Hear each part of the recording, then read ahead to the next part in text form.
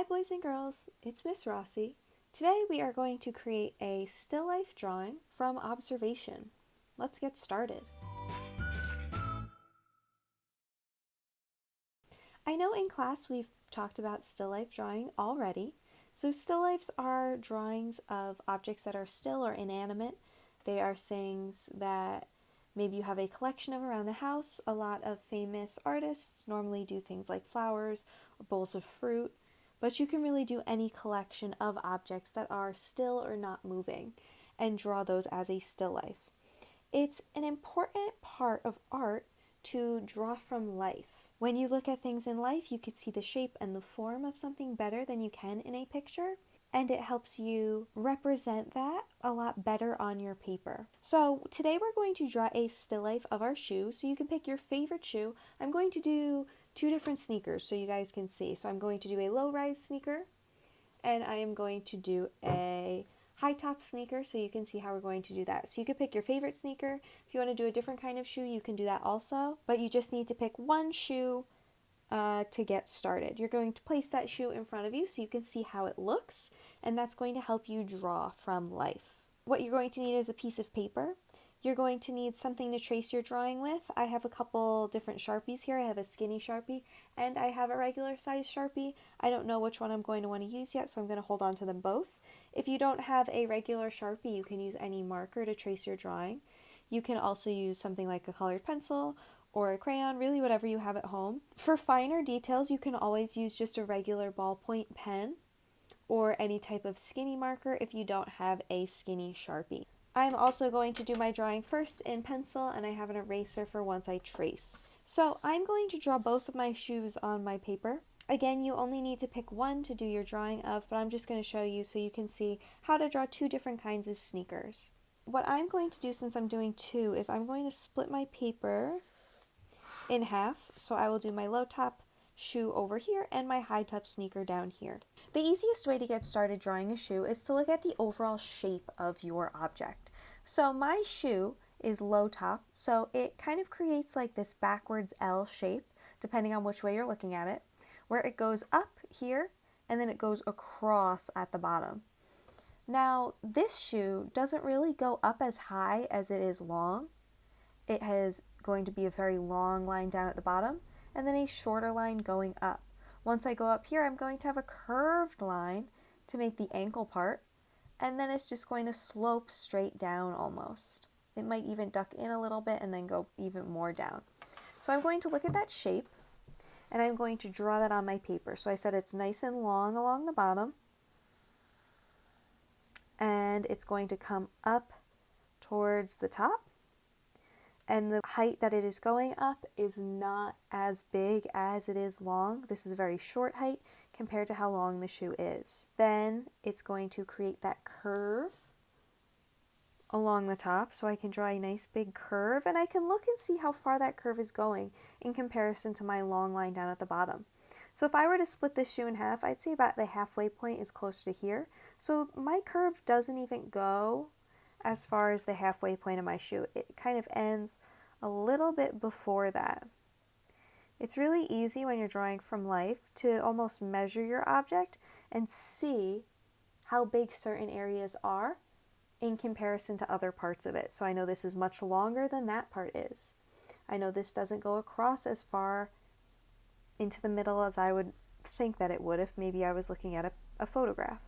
So I have my curve, and then this is going to slope down, and then it does duck in a little bit at the toe part, so I can do a little curve at the toe and then have that move up into the rest of my shoe. So now I have a basic outline of the shoe, and I can go in and add more details and fix up my edges. So I know that this is very round. I know this is a little bit more rectangular and more squared off. This area is a little bit more squared off, and the back is a lot more round. It might come out as more of a curve instead of just being a straight line going up. So I can actually go in and I can fix those parts of my shoe now to create a more detailed drawing now that I have the basic, simpler shape of what it looks like. And I can add the little tongue of my shoe that's right here. and that looks pretty good to start. So if you're using a low top sneaker, it's probably going to have a similar shape.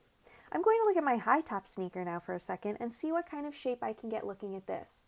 So again, it is going to be very long along the bottom, but this time instead of going up a smaller amount, it's going to go up a much longer amount. So I can even measure this against my pencil. So I can see it covers from about the length of the tip of my pencil all the way up to where the blue part of my pencil ends. And I can even line that up along the bottom and see my bottom is still a lot longer than it goes up, but this is going up significantly more than this one did. So looking at that shoe, I'm going to do the same thing where I'm going to do a nice long line along the bottom. I'm drawing very lightly so I can erase if I make any mistakes. And now this time it's going to come up a lot higher. And this shoe, it doesn't really curve down at the top. It goes mostly straight across. So that's going to be different when I'm drawing this one. So I can do a line that goes straight across. Again, this ankle line is not as big as the rest of my shoe. It maybe comes out less than half of my shoe again, looking at that. It's going to curve all the way down, and it's going to get very narrow towards the bottom of my foot, towards the toe part, and just curve straight down like that. So now that I have my basic shape, again, I can go in and refine my details. So figure out what things I might want to fix a little bit. So what I've done is I added that toe area here and where it turns into the fabric part of my shoe instead of that rubbery white part, because on the white part it is very round, but then on the fabric part it kind of does come up in a little bit of a point, and then it curves all the way up. Instead of having these pointy square corners that I drew, my shoe is a lot more round at the top, so I can make those round on both sides. And then I can see on the back of my shoe that it does come in and go back out. So I can draw that too. And now I have two pretty good ideas of what my shoes look like. So let's switch back to our low top sneaker. And looking at this one, I can start to add some details now that I have my outer shape happening here. So I can look at the pattern on my shoe where the sole is connecting to the side parts, what kind of design is on the sneaker, and draw all of that in. So I might start with this top corner where I have this green patch that is coming down, and I can add that shape in there. I can add the sole of my shoe coming off of the round part. And I'm just comparing where things are ending with the other objects. So I saw my green piece is ending right about there on my rounded ankle piece, and then I saw my bottom sole area is going to go out further than that, so I made sure to draw it like that on my picture. Then it comes around low, and then it scoops around at the front. And I can look at my drawing, and I drew where this front area dips down and then comes back up on my drawing, so I can use that as reference to see where this is going to end. So it's going to go out a little bit further, just like that. And now there is some stitching along my shoe, so I can draw all of those lines in. So I'm just following those lines as best as I can to create a similar design to it on my shoe. For my laces, I'm only going to do half circles instead of full circles for all of the holes where my laces are going in my shoe, because you do not see the full circle since half of that lace is blocking that area. And then from my full circle, I can kind of draw in part of that lace. So I'm doing almost like a rounded rectangle going across, because you're not going to see the full lace going over there. You're only seeing part of it and where it's ending. So you can look at that and assume that the other piece is on the other side. Up here I can draw a little knot and the rest of the shoelace. If you don't want to draw your shoelaces, that's okay. You can skip this step. So I think that looks good for my top shoe. I'm going to put this shoe aside, and I'm going to look back at my higher top shoe and see how this one's going to be different. I have that basic shape already down, so I'm going to look at some of my bigger details on here since this is a lot plainer of a shoe. So I have the big rubber piece going across the bottom and across the toe, and then I have these stitching lines along with the circles for my laces. So I'm just going to follow the shape of my rubber piece here, And that's going to come from my heel, almost where that round part is ending. And it's going to go all the way across. And then it's actually going to curve up a little bit onto my toe here. You can see that black line curving up onto the toe of the shoe. So now looking at this, I think this area might need to be a little bit longer. So I can erase that spot and extend that curve out and then fix it until it's a shape that I think looks a little bit better. I think that looks a little bit better. I can make that line a little bit thicker because it is going to be a black stripe, and then there's the white, and then there's going to be another black stripe along the bottom. But this one isn't going to go as far. So I have this pattern that's starting a little bit before where that toe piece starts. So I can look a little bit before where my toe piece is starting, draw a line there for where that pattern is going to start.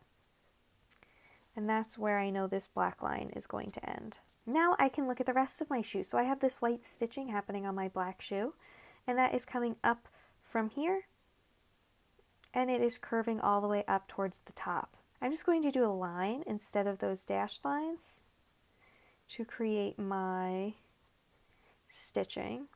And as it's curving down, it's getting closer and closer to that area there.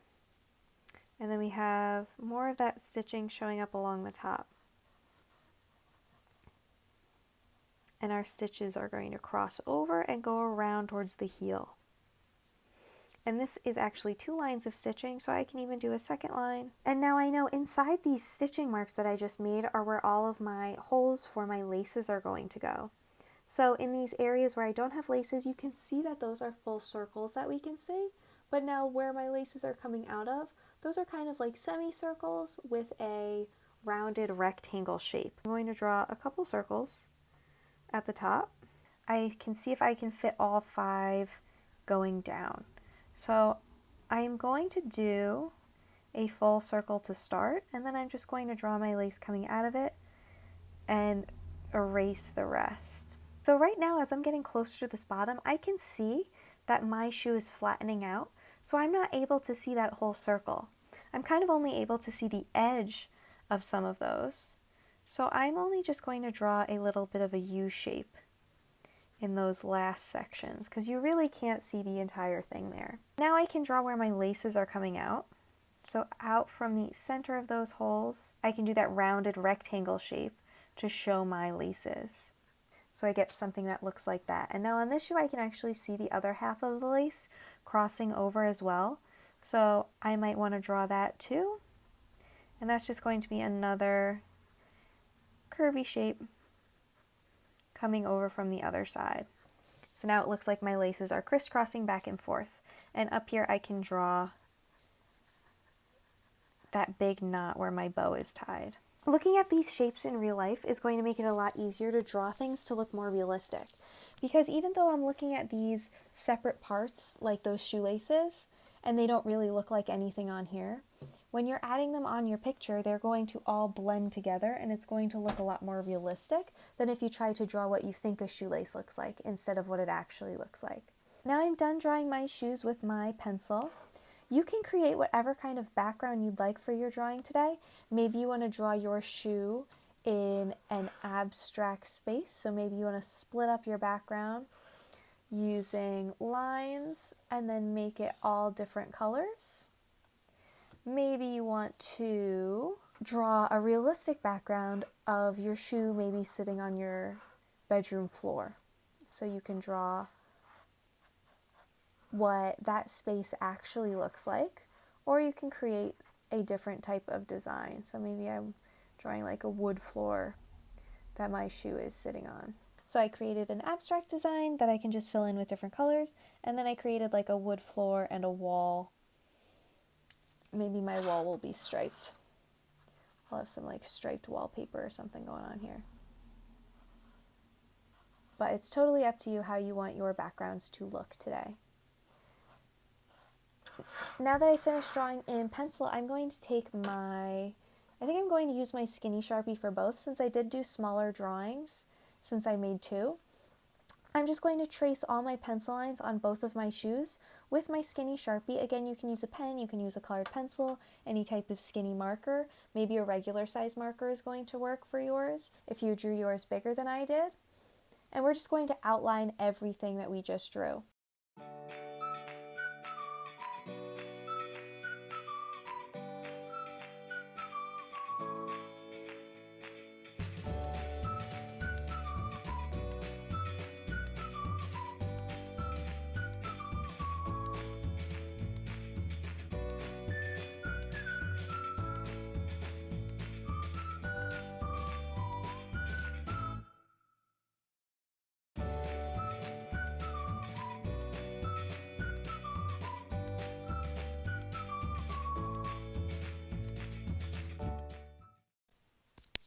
Alright, so there are both of my shoes all traced in Sharpie.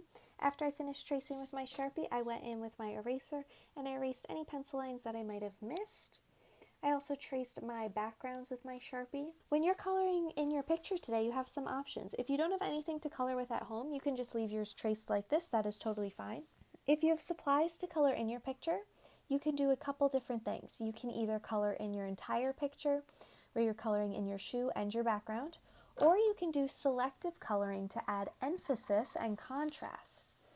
So what I mean by that is maybe I would want to just color in my shoe and leave the background black and white.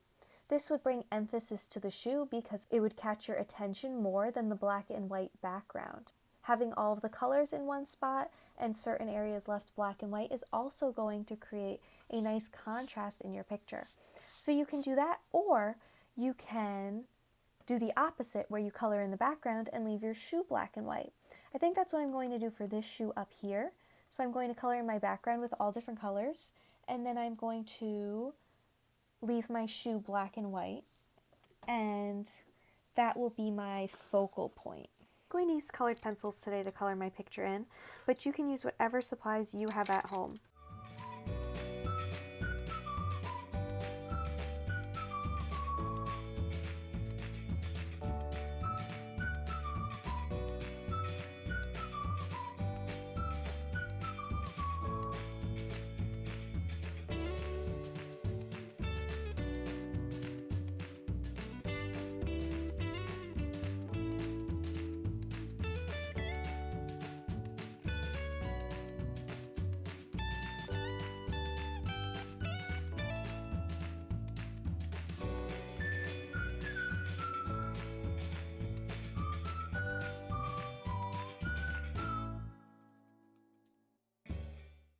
And those are my shoe still life drawings all finished. In both of my pictures, I only colored the backgrounds instead of coloring my shoe. I think this helps make your shoe still life actually pop off the paper since it adds more emphasis in the contrasting colors of the white and the black against the fully colored in backgrounds. Especially in places where you do darker colors, like I did on the top half, your picture really pops off the page. It almost looks like we cut it and glue it on instead of drawing it all on the same paper. But if you want to color in your shoe instead and leave the background white or color the entire thing in, you can of course do that. In this background I did more abstract colors and shapes, and in this one I did more of like a realistic like house with a floor and wallpaper.